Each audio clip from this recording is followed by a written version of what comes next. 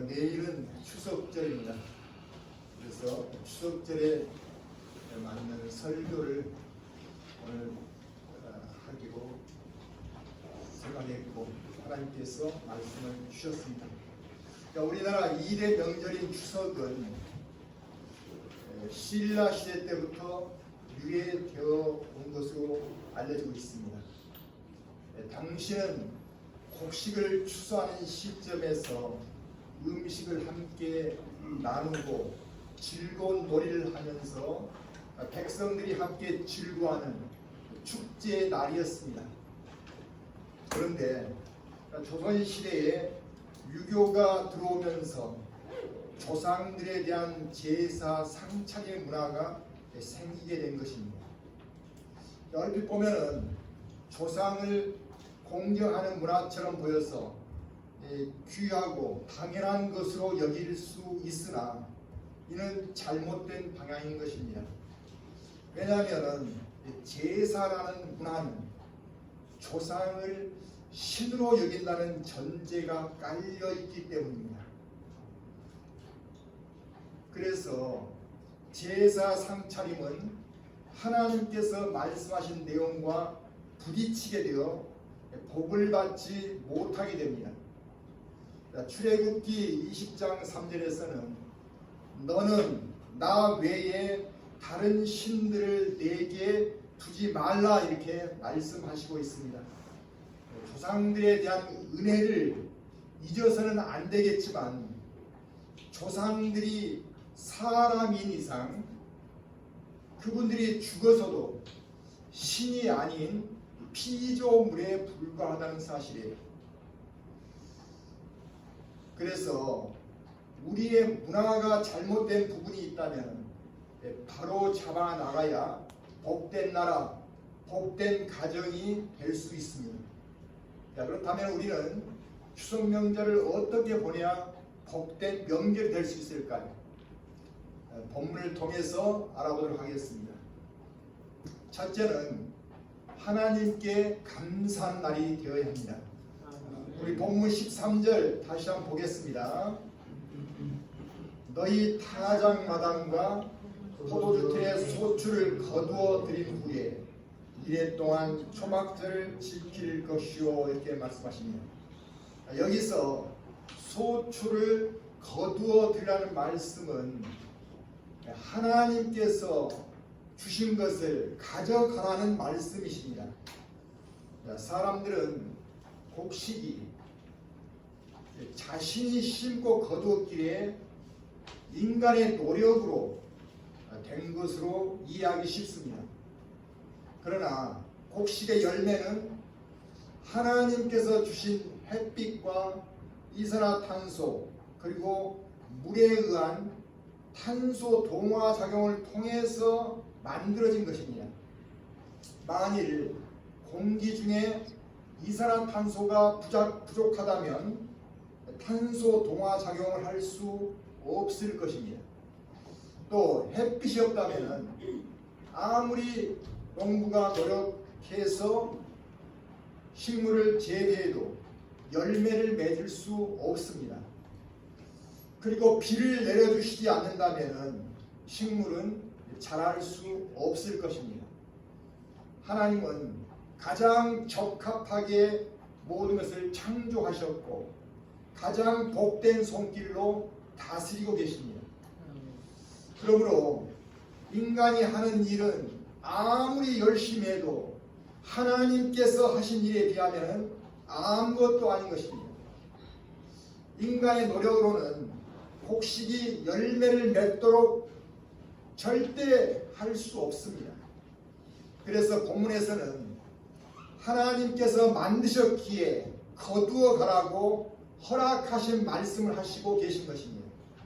하나님께서는 우리에게 좋은 것으로 풍성하게 주시기를 원하십니다. 다만 사람들에게는 하나님의 사랑과 은혜에 대해 깨닫기를 원하시고 계십니다. 특히 금년에는 우리나라에 자연재해가 없었습니다. 그래서 풍년이 들었다고 말합니다. 자, 금년같이 세계 기후가 극심하게 변화가 많았는데 얼마나 감사한 일입니까? 이는 하나님께서 우리나라를 사랑하시고 축복해 주시고 계신 것을 알 수 있습니다. 자, 그렇다고 해서 우리만 그 풍성함을 누리라는 뜻이 아닙니다. 그 풍성함을 다른 나라를 돕는 일에 쓰임받게 하기 위하신 것을 우리는 알아야 합니다. 자, 그러므로 우리가 마음으로 감사만 하고 있으라는 뜻이 아니라는 것을 깨닫기를 축원합니다. 하나님 일에 우리가 동참해 주기를 하나님은 간절히 원하시고 계세요. 하나님께서는 영혼을 구하는 일을 멈추실 수 없습니다. 어떤 일이 있어도 종말까지는 계속해서 일해 나가실 것입니다. 만일 그 일에 우리가 나서지 않으면 다른 나라나 다른 사람을 쓰시게 될 것입니다. 이스라엘은 광야에서의 삶이었지만 추수할 때 7일 동안 하나님께 감사하는 기간으로 삼았습니다. 다른 때도 감사를 드리지만 이 기간에 집중해서 감사하는데 온 힘을 쏟았다는 뜻입니다.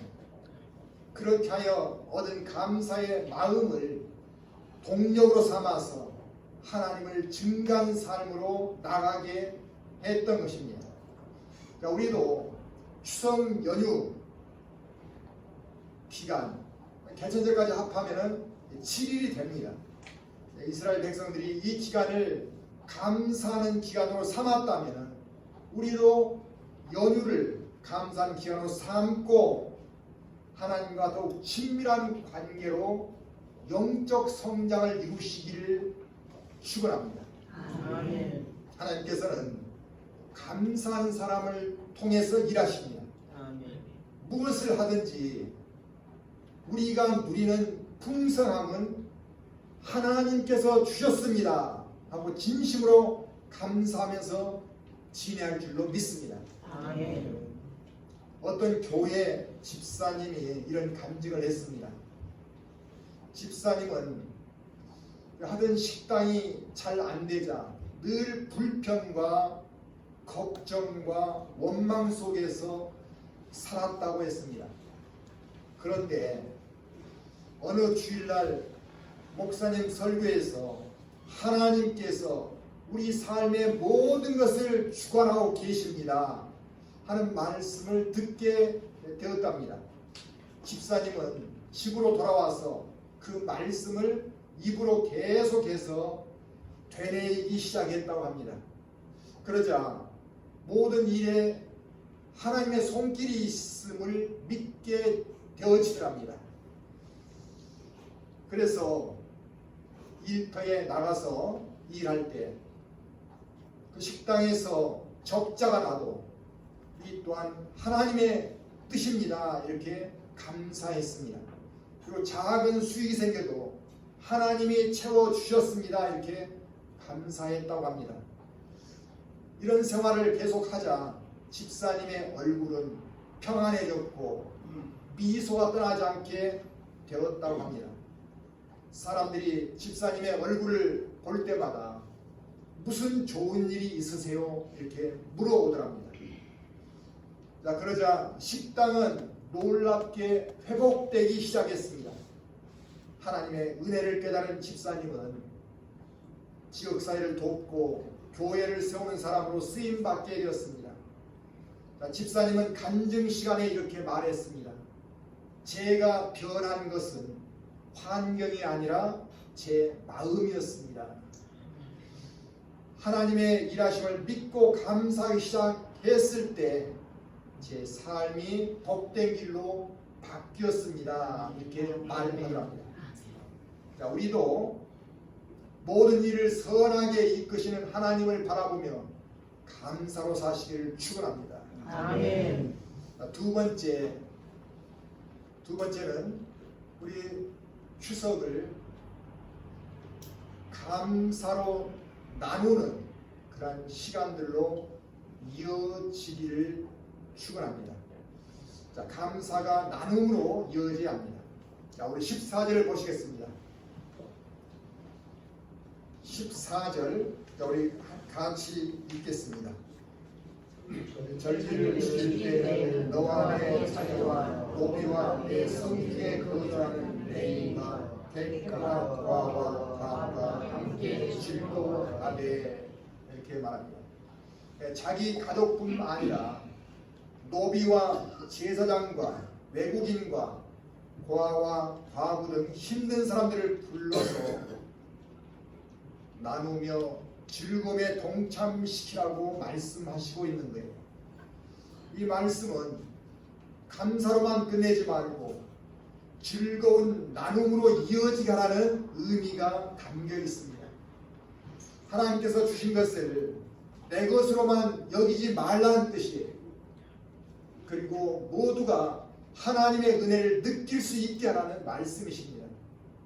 그래서 누구든 하나님 안에서 한 가족이 될 수 있도록 풍성한 사랑으로 이끌어 줘야 합니다.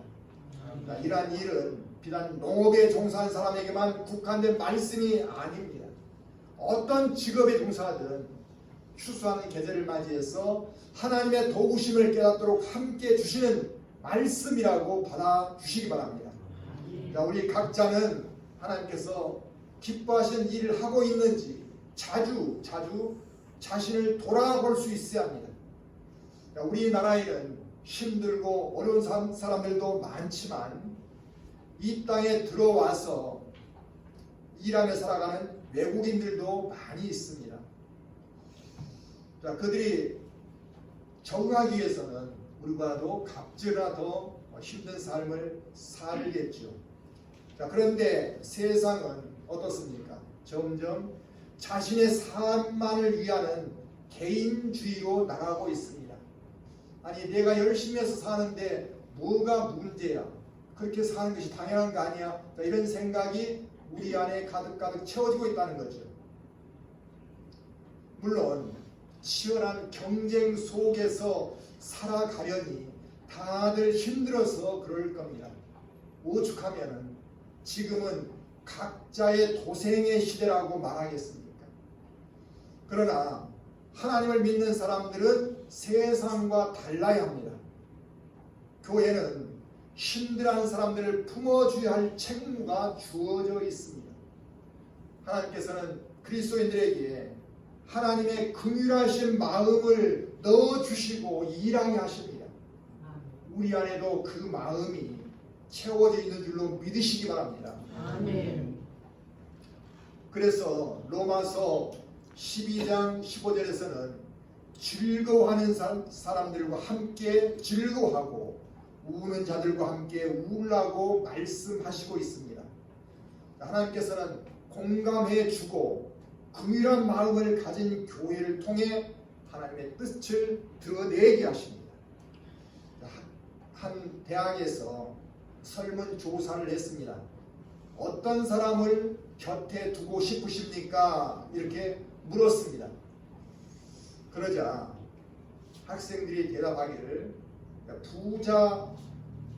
부자보다도 또 얼굴이 이쁜 사람보다도 자기에게 공감을 잘해주는 사람이 좋습니다. 이렇게 답을 하더랍니다. 자, 우리에게도 공감해주는 부분이 약할 수 있습니다. 자, 이 부분이 내게 약하다면 하나님께 구하시기 바랍니다.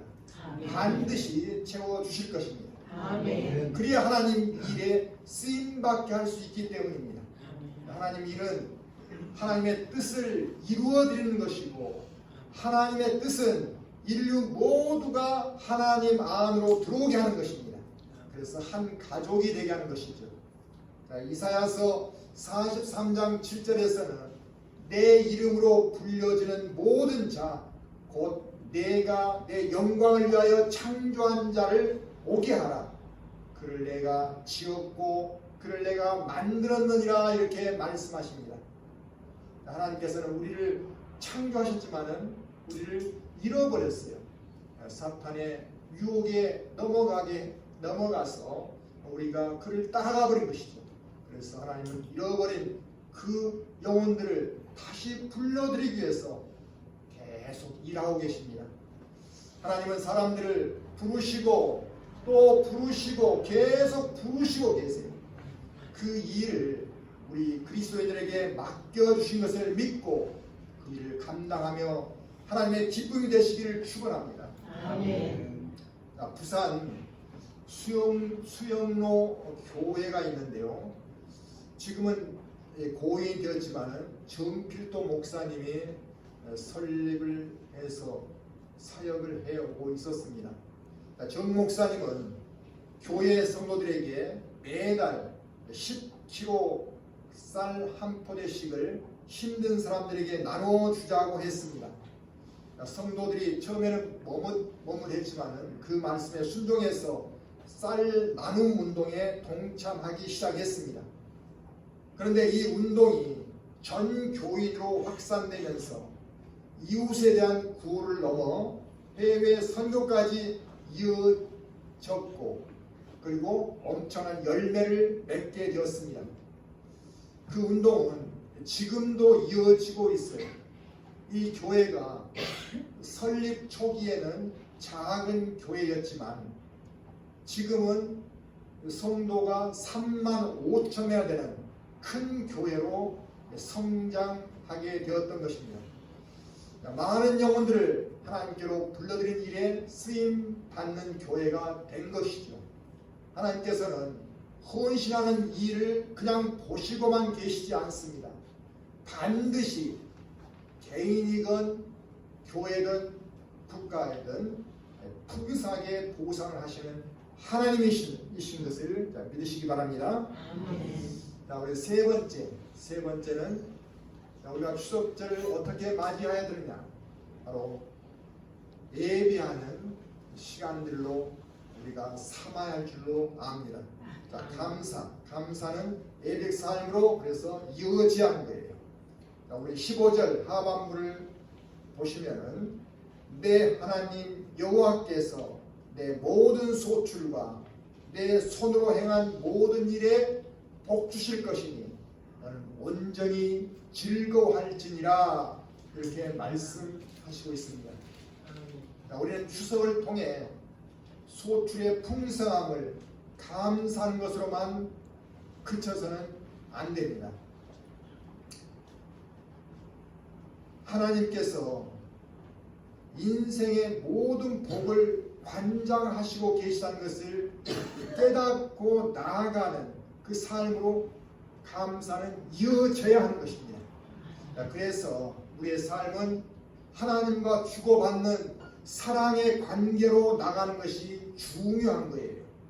그 사랑에 힘입어 하나님의 말씀에 순종하면서 하나님의 자녀로서의 삶을 살고 영원한 천국의 시민으로 입성하는 것이 우리의 큰 목표가 되어야 할 줄로 믿습니다. 그렇게 되기 위해서는 우리 인생은 하나님 안에 있음을 받아들여야 합니다. 우리가 세상에 둘러싸여 있는 것처럼 보이지만 세상 너머에는 하나님이 계십니다. 그리고 세상보다 하나님은 더 크십니다. 그래서 우리는 결국은 하나님 안에 있는 인생이라는 사실이에요. 그래서 그 세상 너머에서 일하고 계시는 하나님을 바라보는 영적 눈을 뜨시기를 축원합니다. 자, 그렇게 하기 위해서는 하나님의 말씀을 우리가 가까이 해야 하고 기도하며 하나님을 붙드는 삶이 필요하다는 사실이에요. 하나님께서 우리를 얼마나 사랑하신가를 깨닫는 심령으로 우리가 바뀌어지기를 축원합니다. 우리의 삶은 우연히 있는 것이 아니라 하나님의 사랑과 인도하심 속에서 생명으로 살고 있습니다. 우리 모두는 하나님을 떠나서는 복된 길로 갈 수가 없어요. 왜냐하면 복의 원천이 하나님이시기 때문입니다. 가장 큰 복은 뭘까요? 그것은 영원한 생명을 얻는 것입니다. 우리가 우리의 욕망을 택하기에 앞서 하나님의 기뻐하심을 택할 수 있어야 합니다. 이 삶이 인생의 끝자락에 가면은 잘했다는 생각을 가지게 될 것입니다. 20세기 적도의 성자로 불리는 알베르트 슈바이처가 있습니다. 이분은 음악을 공부하면서 목회자가 되고 싶어 했고, 또 신학을 공부하면서 의사가 되고 싶어 했습니다. 그래서 음악을 했고 신학을 했고 의학 공부를 한 뒤에 선교사가 되려는 꿈을 꾸었던 거죠. 그리고 그 꿈들을 다 이루어서 선교지 중에서 가장 가난하고 살기 힘든 오지 아프리카로 들어갔습니다. 슈바이처는 의사이기 때문에 독일에서 안정되고 존경받으면서 잘 살 수 있었습니다. 그러나 자신의 재능을 자신을 위해서가 아니라 하나님 일에 쓰임받고 싶었던 것입니다. 그래서 생명을 걸고 아프리카로 들어가는 결단을 내렸던 거예요. 슈바이처는 아프리카 언어를 배워가며 아픈 이들을 치료해주고 복음을 전하는 사역을 했습니다. 슈바이처의 진심을 알게 된 아프리카 사람들은 통나무들을 배워와서 병원을 짓고 교회를 지으며 즐거워했습니다. 슈바이처는 자신의 생애를 바쳐서 그들의 병을 고쳐주고 복음을 전하는 삶을 살아갔는데 이 일이 세상에 알려지게 되었습니다. 그래서 노벨 평화상을 받게 되었어요. 그런데 그는 이 상금을 받자 아프리카 사람들을 돕는 일에 기꺼이 썼습니다. 그들을 하나님 안에서 한 가족으로 여겼기 때문입니다. 아프리카 사람들은 그를 아버지처럼 여기며 존경하게 되었지요. 자, 그런데 동시대에 노벨 문학상을 받은 어니스트 해밍웨이라는 사람이 있습니다. 이분이 유명한 소설을 썼죠.